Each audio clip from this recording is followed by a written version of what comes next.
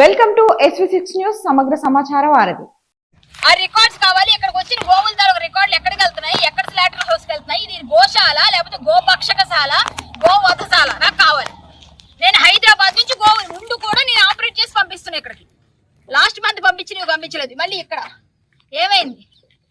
నేను ధర్నా చేస్తానంటే ఏంటి ధర్నా చేస్తాను? మరి ఇదేంటిది? ఇది డమ్మీ అయితే ఎందుకు ఎవరు తెచ్చారు? పోలీసులు ఎక్కడికి ఎందుకు పంపించారు?